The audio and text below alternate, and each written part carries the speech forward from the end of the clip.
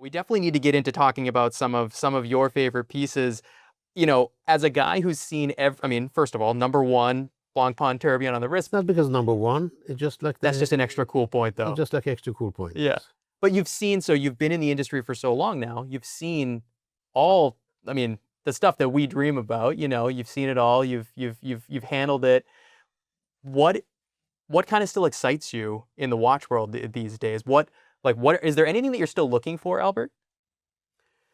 Well, not as of a couple of hours ago. First of all, it has to be rare. Yes. Has to be interesting and nothing too complicated. Yeah. So mix it an hour. Sure. You know, I'm not looking. Also, I want to make sure that I'm not tying up inventory too much. Already am a lot, and make sure I can afford it. Yeah. So I mean, you've picked a pretty ridiculous selection of pieces here. If you notice, all unrelated. One thing they have in common is no deploying buckles.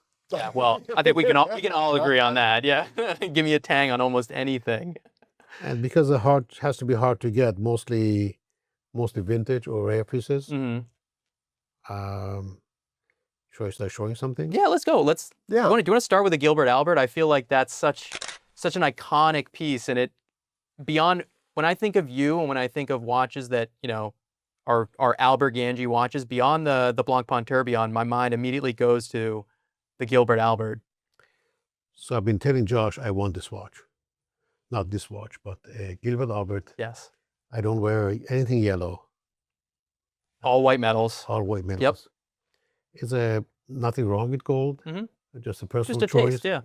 And probably 10 years ago, I decided to let go of all my yellow, brown jackets and shirts. Yeah. There's no clothing that is brown. That's true. You're all like blue and it's always blue. Black, maybe some gray. Yeah. That's it. But no blue. I have a couple of camel like jackets, but that's it. Yeah. No brown shoes either. So this watch came into auction at Philips, and you were looking for a long time. Yeah, I was gonna say I remember for years. For years, and either they're usually gold, have diamonds on the sides, or the die is faded, or staining or whatnot. Yeah. You also don't often see this shape because Gilbert Albert made a lot of different shapes and cases for Patek. And this is what I always think of, this offset asymmetric case here, as like the Gilbert Albert. And you don't see these as often as you see like the Ricochet or you see the triangular ones. Like you'll see some of those that are, in my opinion, a little less attractive than this. This, to me, I'll never forget the first time I learned about this watch. I was sorting straps here back in my first year here, and I found this Patek strap that was cut at all these weird angles. And I asked Tony, I was like, who messed up this strap? This thing is terrible. And he was like, no, that's for a Gilbert Albert. And then he showed me in the old like catalog book or whatever these watches. And I don't know if this before Hamilton.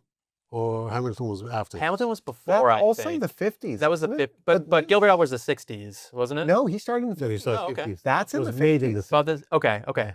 So about the same time, though, but yeah. So this came on an auction, $80,000 in a book or something, and the auction was on, and my phone, and I had to pay more than I wanted to. Yeah.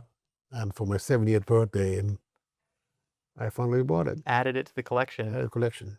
That's honestly, for me, like you're saying, I think probably one of the most attractive Gilbert Albert variants, and it's the most wearable as well. Yeah. You know, it really just it fits so beautifully on the wrist. Not that I wear it much, but that's okay. When you do, it's just that special. Well, the biggest problem was they have two different size straps. Right, completely.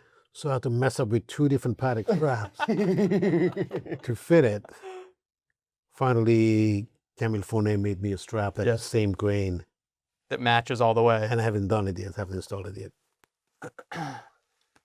Yeah, that one's killer. So the two that I want to mention more than anyone, besides, first of all, there's a 34 millimeter Blancpain Tourbillon also, some 8-day power reserve, also stainless, also #1. Yeah. Probably piece unique. I don't know of any other steel. made in stainless. Yeah. We recently had a white gold and a platinum. We did. Right? Yeah. They're very cool. They're So is it fair to say is Blancpain still your favorite brand or manufacturer? I'm not really, maybe I'm different, but I think large size watches, Yeah. it's just following fashion. Yeah. And a collecting watch is nothing to do with fashion. Mm-hmm. So if the caliber fits in this case, Yeah. it should be in this case. Yeah. Making it 34, it doesn't make it better. It makes it, this is much, much more That's difficult so much more difficult to make than making the 44. Yeah. So Constraint. people come to sales, even upstairs, and say, oh, my wrist is too big. I cannot wear 38, you say. Rob and I regularly wear 36 or smaller, you know, Yeah. like, yeah. I wear 34 in summer. Yeah. And I mean, the standard Patek Calatrava for decades and decades and 3.5. decades was 96. 30.5. Or 30 It and a half. was Yeah, not even 33. Yeah. tiny. back into Rudolph Valentino. Yeah. Rudolph Valentino at days of 1920s or Yeah, something. yeah. Used to wear a small watch. Right, exactly. But like you said, it's so much more difficult for a manufacturer to make not even a highly complicated piece like a tourbillon, but That's to create it in such a Yeah. small case. That is difficult. And 8 days. Yes. 8 days. And One- that's what, one under barrel. 10 mil. Yeah. Well, not only 10 that, mil thick. every turn is 1 day. Right. The best part. This is eight revolutions of the crown, and you get a fully wound Right. movement, which is pretty spectacular. So you said there were 2 you Yeah, what wanted was to the other point one? out. So that's one. What's the second one? This is one of my favorite. I Yeah. wear it often. Patek Philippe, 31, 5130. 5130, yeah.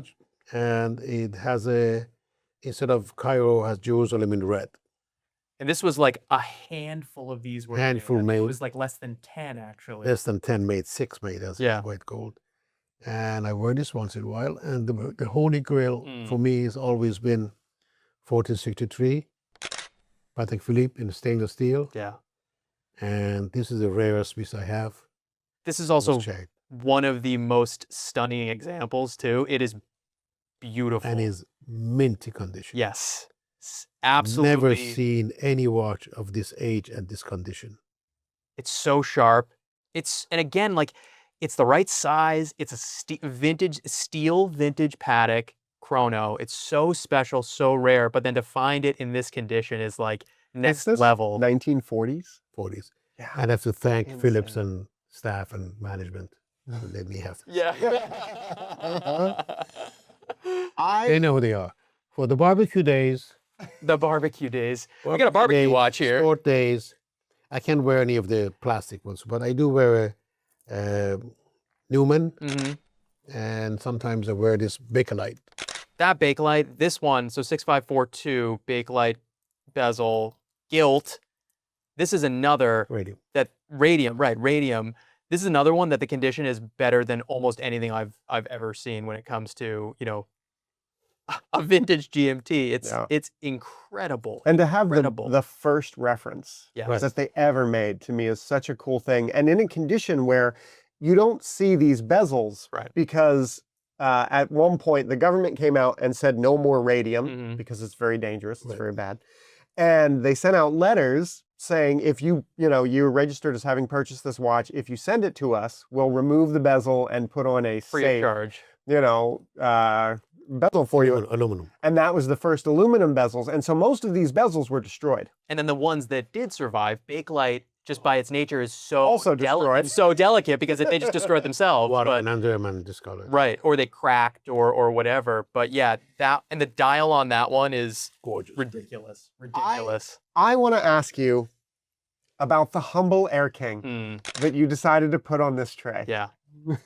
This, to me, was Rolex. Mm. Yeah. This one, like the watch, is still, if I ever wear a modern Rolex, would be this size Mhm. Yep. on the same band. Brings memories from years and years ago with my father. My dad had a Omega stainless steel with a gold numbers, stainless steel number, and stolen from him. And what I could afford to, when I had the European Watch Company, almost 20 years ago, Mhm. I bought him this because I liked it the most. Mm. So I bought it for him, Yeah. and then he passed. Right. And my dad passed. I I wear it, and I wear it in the month that he was passed. You know, every year for a month or a week maybe, I wear this for his memory, and it's a watch probably you'll never sell. I hope not. Manual wind. So That's, I've said it many times, but I think that is really what all of this stuff comes down to, is the fact that they begin to become more than just a watch. Yeah. Right? It transcends that. And it's like, this watch is that tangible memory of your dad. Yep. That you can pick up, you can strap on, and it's like carrying a piece of him with you, even though he's gone. Right? And that's why, I know you've said it too, that like part of the reason you wear this tourbillon all the time is that we all think of this as your watch. Right. right. And you know, when the time comes, this will always be Albert's watch. Right. And that's the None most of those were. magical. No. Of Right. course, that That's one. the most magical thing about all of this stuff, That's is why I do it. that becomes, because especially as a guy, there's not much, and in this modern era where everything we buy is disposable and obsolete in 2 years, there's not much that we buy that we really keep for a long time. How many things do you own that you've had for 15 years? Yeah, not many. And you've had this watch and you've worn it for 15 years. Do you know why watches and not pens? Oh, why watches and not His pens? watches tick like your heartbeat. Interesting. It's got a life. Again, Right. it's the life force. It's back to that emotional It ticks, connection to and I'm pieces. sure a lot of our clients collect watches for their next generation, Yeah. and that's why there's been going on all for the last many, many years with Right. pocket watches. You know, Yep. the grandfather doesn't leave his cane or car or anything for Right, the children. right. Instead, the watches, because watches were ticking when he was ticking. Right. Yeah, I love that. When you get older, you probably realize it more. That's why A little bit of perspective, that's I one of the guess. reasons I wear this every day. Yeah. It's my watch. It's a beautiful thing. I love it.